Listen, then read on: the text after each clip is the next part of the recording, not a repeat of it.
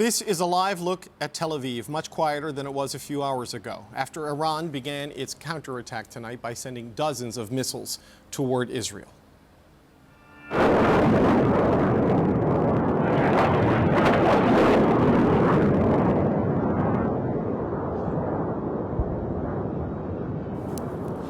Iran's retaliation comes after Israel says it attacked more than 100 targets in Iran early today, killing several of Iran's top military officials, damaging its main facility for enriching uranium, and killing at least 6 nuclear scientists, according to Tehran.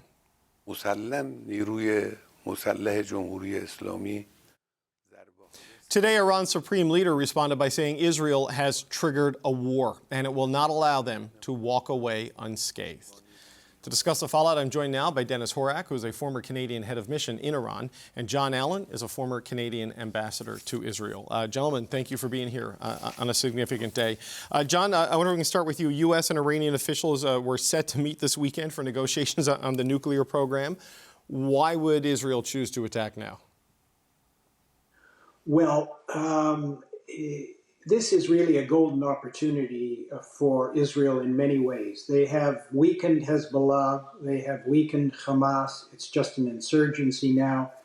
Syria is no longer an issue here, and they had previously weakened Iran. They've also got a president in the White House who is not likely to get in the way of what they're doing now and what they may do. I'd say the other factors are that this is a useful diversion from what's been happening in Gaza, which is not a particularly good news story for Prime Minister Netanyahu. It also stops the Iran-U.S. negotiations, which he was not happy with. And finally, I see that the peace conference that the Saudis and the French were about to host, which was going to discuss, amongst other things, Palestinian recognition, has now been postponed. So for Israel, this is quite the success. So Dennis, between the damage to the nuclear facilities and the top military officials that the Israelis have managed to kill, how much do we think this has weakened Iran? Because as Jon pointed out, there is no Hezbollah firing missiles. Hamas has been effectively eliminated as a threat. What about Iran itself now rather than its proxies? Well, that's the big unknown at this point. We don't know how much damage. I understand from some reports that they also tried to attack, or they attacked some of the ballistic missile facilities and sites in Iran, although we don't know the damage assessment on those. So what impact that had on their arsenal. They had a very large arsenal despite the attacks of last October, which attacked some of the facilities there. There was some again last night, apparently. We don't know, but they still have an ability to strike back. We saw some of that today. The defenses did hold up to a degree, and they had American support for that. That'll likely continue. So it's unclear about what Iran can do beyond what they've already tried to do today. They will likely continue to respond to whatever Israel does over the coming days. The bigger question is where the off-ramp is at this point. We saw in October, there was a couple of strikes back and forth, and then things seemed to die down. This is a different level. This is a higher order of magnitude at this point, and so getting that off-ramp will be a lot harder this time around, particularly now that we've seen Tel Aviv get hit, which is something that didn't happen last time. So I think escalation before de-escalation is the likely. Right. Tel Aviv has been hit, and there's a different person in the White House than there was in October, so a different geopolitical dynamic there. But Dennis, just to stick with you as well, the Israeli ambassador to the United States told Fox News that the entire operation, he says, really has to be completed with the elimination of Fordow, which is the underground main nuclear facility that Iran is using. So it sounds like, we don't know if Iran is done retaliating, but it sounds like, if you listen to the ambassador there, that Israel's not done attacking. Yeah, I don't think that they are either. Fordow is going to be a hard hit. It's built into a mountain. It's really fortified. A lot of the highly enriched work was being done at Natanz. Fordow, though, is capable. It's hardened. It's going to be a much tougher nut to crack. But I think for the Israelis to go after the nuclear program, they've got to try and degrade it severely, and from their perspective, eliminate it totally. That's going to be a tough nut to crack. At the end of the day, whatever Iran's left with, it may lead to greater impetus to try and go quickly for a bomb in order to prevent something like this happening again. So whatever is left of the nuclear program is going to create a foundation for a new one, because I don't think Iran has finished pursuing it. And in fact, there may be a greater consensus now than most analysts believe there was before to pursue nuclear weapons. So Jon, what is your sense of the environment for Prime Minister Netanyahu to seek to go to the full eradication of the nuclear program? Clearly, the security situation for Israel with the degrading of Hamas and Hezbollah, it makes it easier from that perspective. Is the political situation and the national will there for an escalation at this point?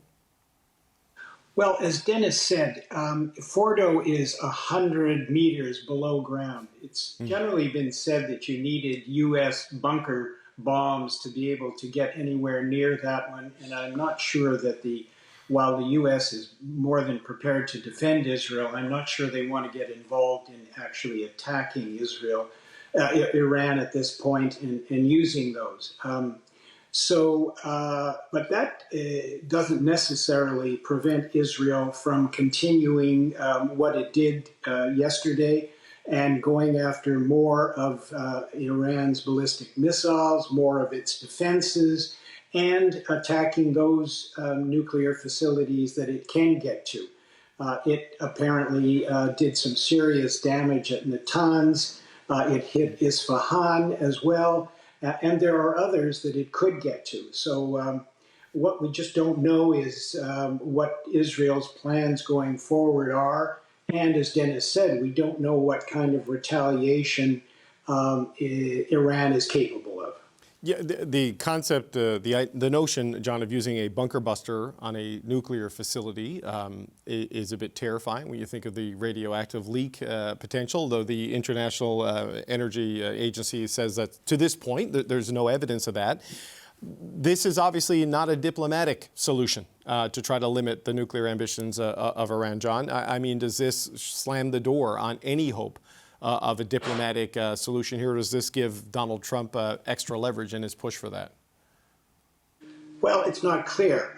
We had an agreement with Iran that seemed to be working for the most part. Donald Trump ended it.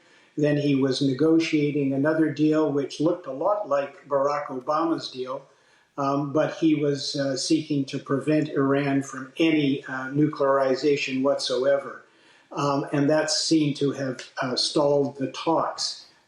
Whether they could have proceeded and had some success, I know there's a lot of skepticism. We simply don't know. But obviously, negotiations, talking, restraint, de-escalation is the way that the world wants this conflict to go.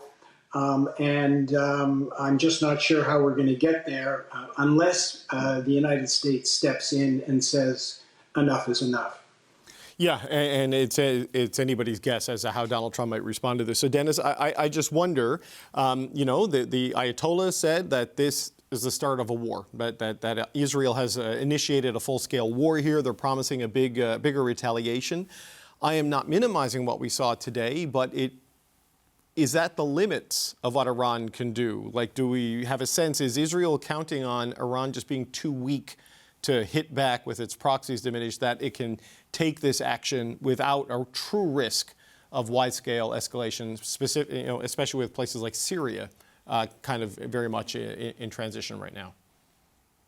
Yeah, I think the Israelis are counting on that Iran's ability to respond is not what it used to be. They clearly have very good intelligence on the ground about Iran's capabilities, where they're located, who's involved. So I think they probably have a very good picture. But again, it's the unknown unknowns. Iran still has an ability to strike. Israel is a relatively small country. They have excellent defenses, clearly. How long this continues? Yes, I think something like 7 missiles that got through today. You keep doing that for weeks or several days on end. the casualties can start to pile up. But I think Israel is confident in their ability to withstand whatever Iran has coming back at them. That would have been part of the calculations, and as we've seen, I think their intelligence on the ground is pretty good. So, John, just as a final point, Dennis said earlier he sees escalation before de-escalation. How do you view the situation right now? What do you think? How do you think this plays next? I think if I was a betting person, I think we're going to see a response to Iran's recent barrage, and there may be actually attempts by Israel to do more damage and try at least, for the short to medium term to really seriously weaken Iran. They may well be trying to weaken the regime. It's not clear whether these kinds of attacks by Israel strengthen support for the regime or actually weaken it further. And I'm just wondering whether Israel is trying to gauge what is happening amongst the people of Iran in response to what's just been happening on the ground. Right. Dennis, actually, one final point from you. I'm hoping they got the head of the Quds Force, it seems. The head of the IRGC, they killed some nuclear scientists. Like, the facilities are one thing, the human capital is another, especially when it comes to nuclear scientists, for example. How significant is that, do you think, in terms of derailing Iran's ability to proceed here? It's important, but they've been hitting nuclear scientists for years. There's others to step up. Likewise with the leadership. Soleimani was killed a couple of years ago. Other people will step up. That will continue. What it does create, at least in the short term, is some disarray. The need to take extra security precautions, and that can have operational impact as well. If I could just say, coming on quickly on John's point about the internal situation. It is certainly something that the Israelis are appealing to. Netanyahu's speech today, I think on YouTube, appealing directly to the Iranian people, speaks to that a little bit.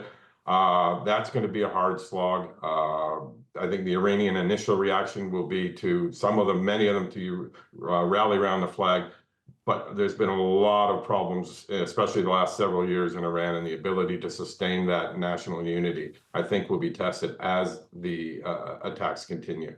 Okay, gentlemen, always appreciate your time and insight. I have a sense we'll be talking sooner rather than later. Jon Allen, Dennis Horak, thanks so much for being here today. Thanks, David.